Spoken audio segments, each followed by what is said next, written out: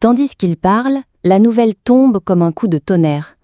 D'importants invités venus du pays ennemi font leur entrée officielle au festival. L'inquiétude gagne Chris lorsqu'il apprend la nouvelle. Redoutant un danger pour Helena, il renforce immédiatement sa garde rapprochée. Le lendemain matin, Helena commence sa journée comme toujours en lisant. Elle tombe sur un vieux livre consacré à l'art du broderie et se laisse captiver par ses motifs et explications. Mais soudain, un bruit étrange attire son attention. Elle se précipite vers les couloirs du palais et surprend une scène inattendue. Un prince en pleine dispute avec la princesse Anna, fille du chancelier. Le soir, de retour chez elle, Helena se met à prier ardemment pour Chris. Et comme si son souhait traversait l'air à la vitesse de l'éclair, au même moment, une bande de voleurs tombe sur le prince. Mais Chris, digne d'un héros de légende, les affronte seul. Un par un, il terrasse tous ses adversaires, tel un guerrier qu'aucun danger n'effraie. Quand enfin arrivent ses soldats, il l'interroge sur son escorte. Chris leur révèle qu'il avait renvoyé tous ses gardes pour protéger Helena. Cette révélation double son inquiétude. Il décide de reprendre lui-même sa garde rapprochée. Jeline tente de le calmer en évoquant les tensions et la guerre imminente, et finit par convaincre Chris de passer la nuit dans une maison de villageois qui accepte volontiers l'honneur d'abriter le prince. Pendant ce temps, de retour au palais, Helena est attaquée par un sanglier sauvage. Au dernier moment, surgit Irvé, qui la sauve d'un coup d'épée téméraire, la hisse sur son cheval et la retient avant qu'elle ne chute au sol. Helena le remercie vivement, mais quand il l'invite à monter en croupe avec lui, elle refuse par pudeur. Touché, il la ramène malgré tout saine et sauve jusqu'au palais. Là, l'amertume frappe encore. La princesse Sophia s'approche d'Helena sous l'apparence de la sollicitude, mais ses mots sont venimeux. Elle l'accuse d'avoir sali son honneur en montant sur le cheval d'un étranger alors qu'elle est la fiancée officielle du prince Chris. Rapidement, d'autres princesses se rangent derrière Sophia et accablent Helena de reproches. Mais soudain, l'allié inattendu arrive. Une amie de Sophia prend la défense d'Helena, rappelle que c'est elle qui a sauvé la paix entre deux nations et l'entoure d'un geste protecteur. Sophia, hors d'elle, quitte la scène furieuse. Dévorée par la jalousie, Sophia convoque secrètement une servante et lui ordonne de se débarrasser d'Helena à tout prix. Ce qu'elle ignore, c'est que Irvé, dissimulé dans l'ombre, surprend chacune de ses paroles. Sophia projette de nuire à Helena, alors elle l'attire dans le château abandonné et l'y retient prisonnière, fermant la porte solidement avec l'aide de sa servante. Mais Helena entend des pas qui s'approchent d'elle. C'est alors qu'Hervé apparaît, éclairé par la lumière de la lanterne qu'il tient à la main. Il lui dit qu'il existe des limites à la bêtise, mais que la sienne les a toutes dépassées. Terrifiée, Helena recule et tombe au sol. Hervé la rassure toutefois en lui affirmant qu'il ne lui fera aucun mal et qu'il connaît un passage pour sortir. Puis il l'aide à se relever et lui propose de parler en chemin. Plus tard, alors qu'ils cheminent ensemble, Hervé se confie à Helena. Il lui révèle son secret, sa mère est issue du royaume, mais son père vient du pays ennemi. À travers ces mots, il la remercie, car grâce à elle, la guerre entre leurs peuples avait été suspendue.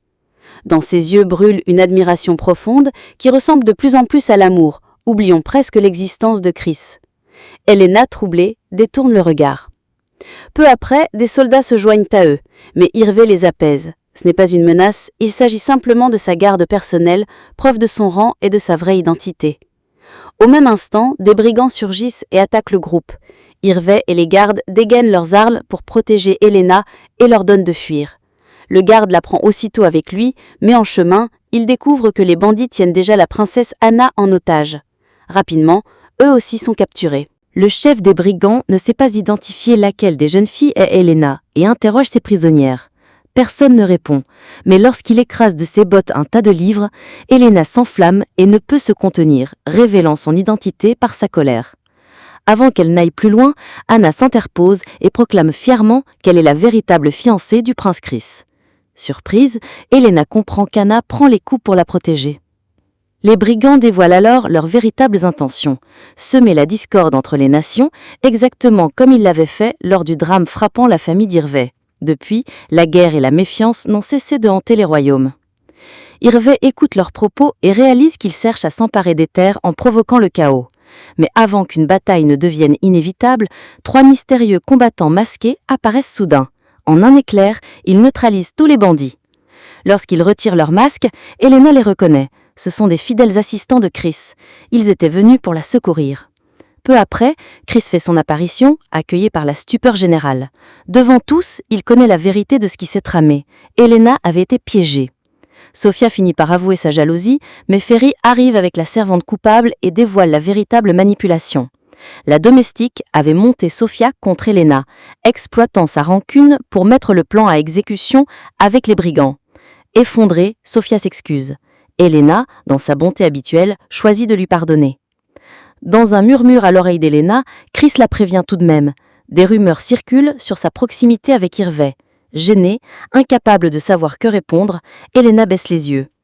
Le soir même, réunis au palais, Hervé raconte son histoire et les origines de sa famille. À travers ses connaissances en histoire, Elena complète son récit avec assurance devant le chancelier. Elle proclame sans trembler qu'elle ne regrettera jamais d'avoir défendu la paix et stoppé la guerre. Pris de remords, le comte s'agenouille devant elle et lui présente des excuses. Chris, piqué par la jalousie, s'empresse de répondre à sa place et remercie le noble de son humilité. Mais Hervé prend la parole à son tour. Il révèle qu'il n'est pas venu uniquement sur les terres de sa mère, mais aussi pour observer le régime appliqué par Chris. Ces révélations sèment encore plus de méfiance. Chris, rongé par les rumeurs concernant Elena, le remercie d'une voix froide, dissimulant à peine son hostilité. Puis vient le dernier jour du festival de la chasse. Le vainqueur est proclamé. C'est le comte, qui reçoit la couronne de fleurs et la dépose symboliquement sur la tombe de son épouse défunte. De retour dans sa chambre, elle a une surprise. La pièce est envahie de serviteurs, de créateurs et de grandes maisons de couture. Tous veulent la vêtir de tenues prestigieuses, l'accabler de bijoux, l'imposer dans un rôle qui ne lui ressemble pas. Mais Elena, fidèle à elle-même, leur propose un autre choix.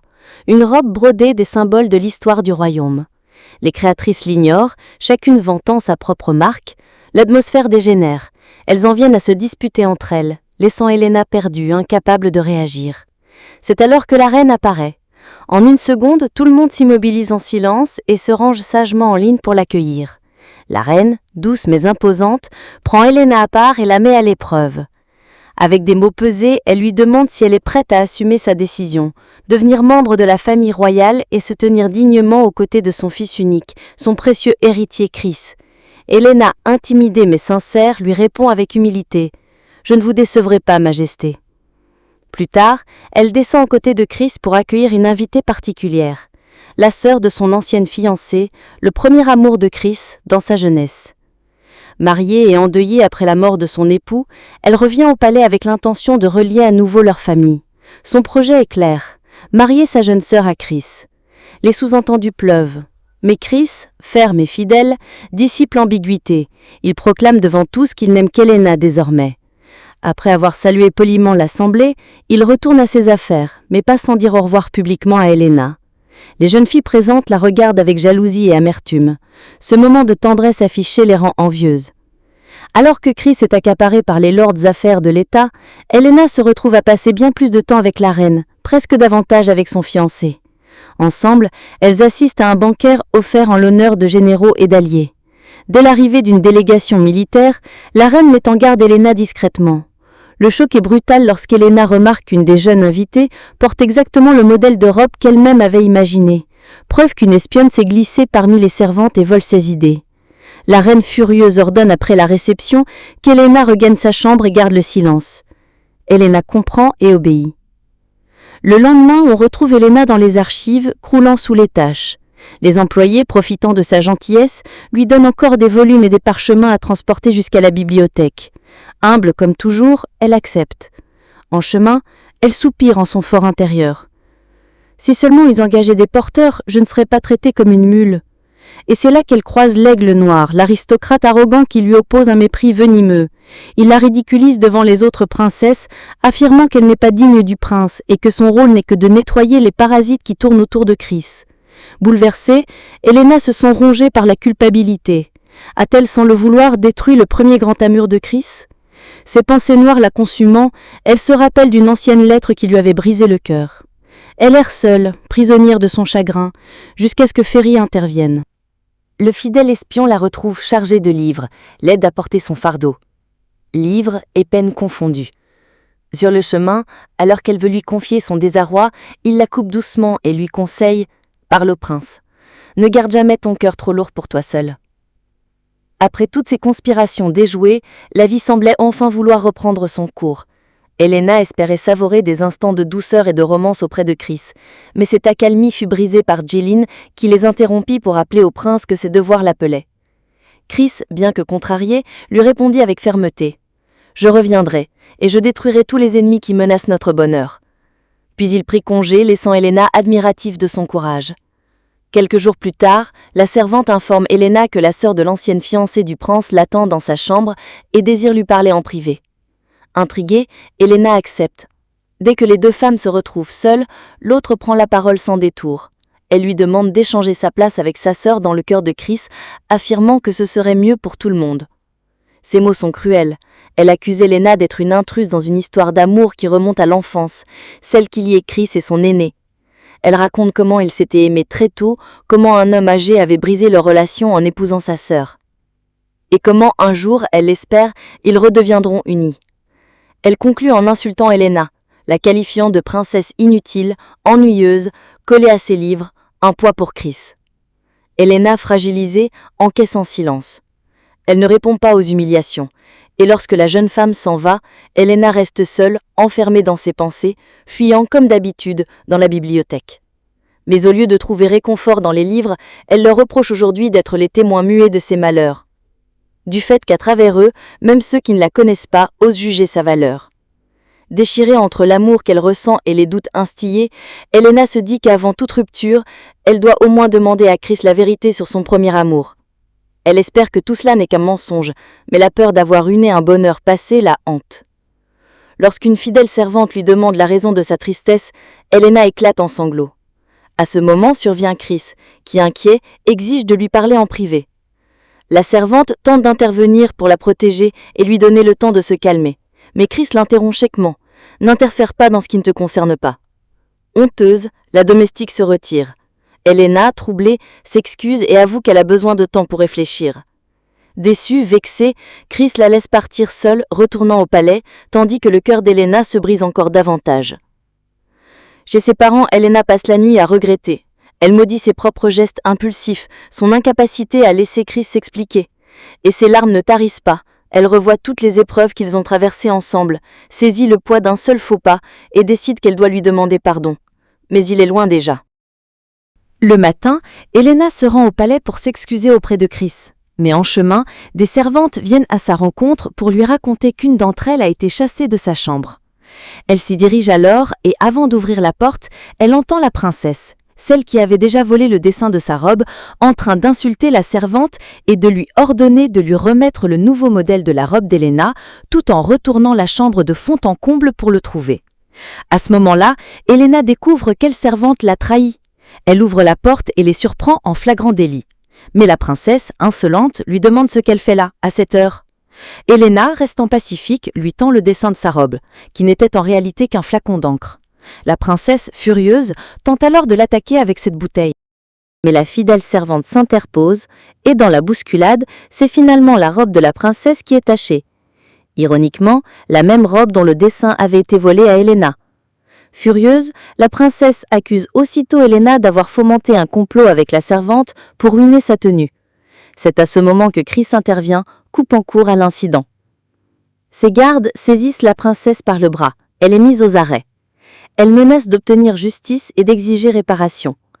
Plus tard, Chris retrouve Helena, s'excuse de l'avoir laissé subir tout cela et lui promet qu'il ne la laissera plus jamais seule face à ses humiliations. Dorénavant, il partagera avec elle les secrets du royaume et les problèmes politiques, afin qu'elle en connaisse chaque détail. Il est sur le point de lui révéler l'histoire de la lettre mystérieuse, quand soudain, une voix retentit. La reine arrive. Chris se cache précipitamment pour ne pas être vu. La reine entre, souriante, et félicite Helena devant les domestiques. Mais dans un ton plus bas, elle glisse aux servantes qu'Helena est trop fragile pour devenir l'épouse du prince héritier, qu'elle finira par s'enfuir et décevoir toute la cour. Quand elle ressort, Chris sort aussitôt de sa cachette et rassure Helena. Sa mère l'aime depuis le premier jour et souhaite réellement qu'elle devienne sa femme. Si elle la teste ainsi, c'est uniquement pour la préparer au rôle difficile qui l'attend. « Ma mère est tendre, vraiment, elle veut juste s'assurer que tu sois prête. » Elle l'écoute, inquiète, et avoue sa peur. ne finira-t-il pas, comme beaucoup d'hommes, par se lasser d'elle? Chris lui prend la main et la rassure. Il ne voit qu'elle, toujours. Il lui confie que dans l'avenir, elle devra non pas jouer la princesse docile, mais véritablement partager avec lui le pouvoir et les responsabilités sur tout un peuple. Elle sera sa partenaire, pas son ombre. Les yeux remplis d'émotion, Helena lui demande alors de ne jamais trahir son amour ni de tourner les yeux vers une autre femme, car sa jalousie est grande. Chris éclate de joie. Enfin, elle a osé dire ses sentiments. Leur réconciliation s'annonce douce, mais une fois encore, l'intruse jalouse, la corneille noire, les interrompt en frappant à la porte et en exigeant de voir Helena seule à seule. Chris s'y oppose, mais elle insiste. Pour amadouer Helena, elle propose de renoncer à Chris à condition de recevoir une récompense, certaine que l'offre séduira la jeune femme. Elle sort alors un ancien livre d'histoire rarissime, héritage de son père. Les yeux d'Helena brillent. Elle oublie presque Chris devant l'ouvrage, émerveillée comme une enfant. Chris, blessé, la regarde se passionner pour un livre alors qu'il était venu pour elle. C'est la servante qui brise le charme. Elle rappelle que cet ouvrage précieux ne peut avoir été acquis honnêtement, qu'il est sans doute volé. L'invité balaie l'accusation et continue de tenter d'ébranler Helena jusqu'à ce que Chris et Helena la prient de se calmer. À ce moment, Jillian arrive, tenant la fameuse lettre scellée. À la vue du cello, l'invité reconnaît aussitôt son écriture et se réjouit. Elle croit que elle et Chris sont toujours liés, convaincus que leur lien d'amour continue en secret. Helena, sur le point de quitter la pièce, est retenue.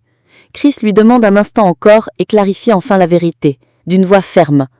Lui et sa fiancée d'enfance n'étaient rien de plus que de simples amis. Le soir venu, l'heure du grand banquet sonne.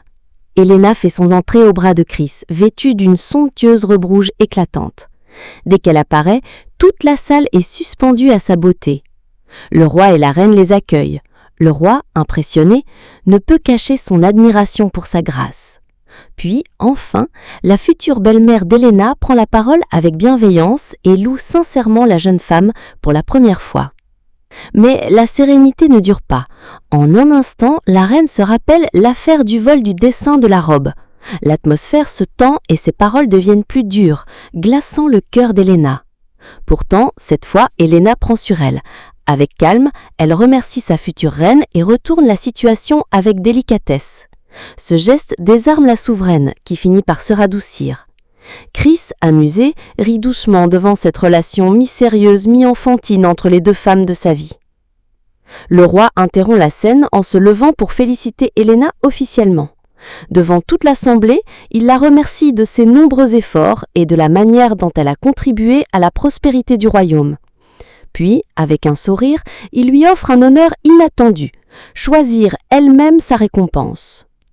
À la surprise générale, Helena formule une demande insolite, presque incompréhensible pour l'assemblée, mais pleine de sens pour elle seule. Elle demande simplement une période de repos pour lire ses livres, parce qu'avec tous les événements récents, elle les avait délaissés. Pour elle, c'est le plus beau cadeau qu'on puisse lui offrir. Le roi éclate de rire et accepte sa demande. Une fois leur discussion terminée, le bal commence. Le prince et Helena dansent ensemble dans une scène magnifique. Après leur danse, ils sortent prendre l'air, et heureusement, cette fois sans aucun incident. Pour la première fois, c'est Helena elle-même qui dit de jolies paroles à Chris. Pour lui, c'est le moment tant attendu. Ils s'arrêtent, s'enlacent et s'embrassent tendrement. Ensuite, toute la famille royale se réunit, et Chris avait préparé une surprise pour Helena. Il annonce encore une fois son amour pour elle. À la fin, ils se marient, vivent heureux, fondent une famille et écrivent ensemble leur propre conte de fées. Et enfin, si ce résumé t'a plu, n'oublie pas de mettre un like à la vidéo, de t'abonner à la chaîne et d'activer les notifications pour recevoir nos résumés dès leur sortie. À bientôt mes amis!